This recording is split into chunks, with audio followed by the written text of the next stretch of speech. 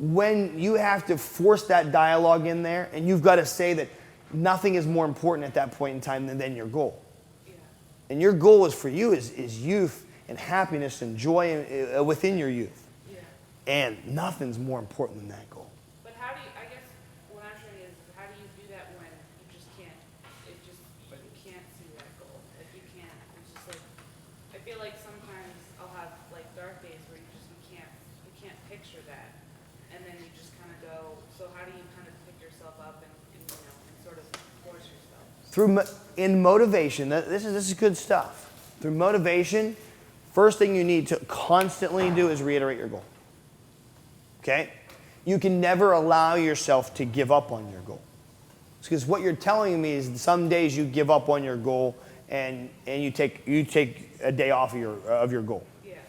And then that day will lead to like many more days. Yeah. The difference between beginner and advanced people, I want to get you advanced.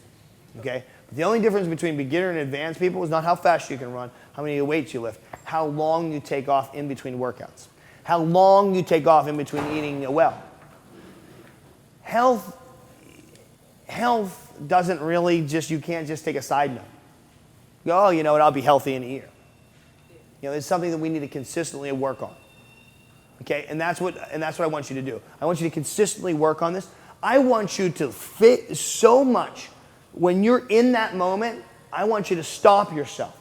I mean, even if you literally have to like get control of yourself and shake yourself out of it, okay? And I want you to talk out loud. No, I'm serious. You need to hear your own words, and you need to believe them. You know what else you might need to do? Might need to call a friend for help. Because what you have is an eating disorder. So you're on the eating disorder side. You're not on eating issue side. Because, I mean, eating 2 donuts, 3 donuts is bad. Eating 12 donuts takes it to a different issue. It's like you're kind of like an alcoholic. Yeah. So what does an alcoholic have to do in that situation? You got to call their sponsor, right? You got to call a friend and say, listen, here's the situation I'm in, okay? And when do they want to call their sponsor? When they just did something bad.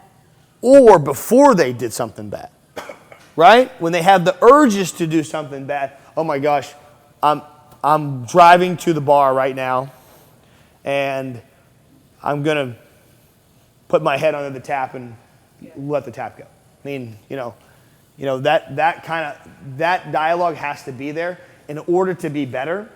Okay. What you have to do is what you're doing is throwing those walls down.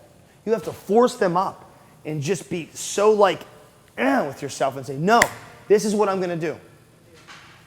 Yes, I can have a donut. I can have 2 donuts.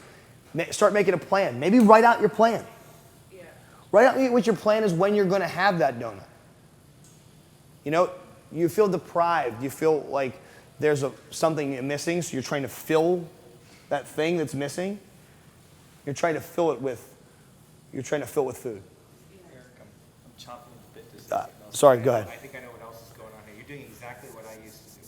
I think the problem is that you, as you're going to learn here, when you put the right foods together and you eat at the right frequency, your blood sugars are not going to dip down. What's happening is you're hungry when you're going for the donut, and that's why you're going ballistic.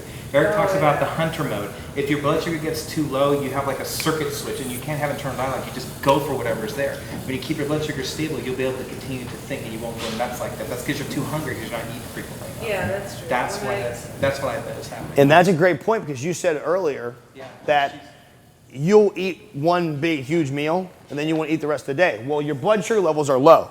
They're down here. Yeah, that makes a lot of sense. Okay? Your blood sugar levels are down here. I wish this pen worked. But your blood sugar levels are down here. Okay?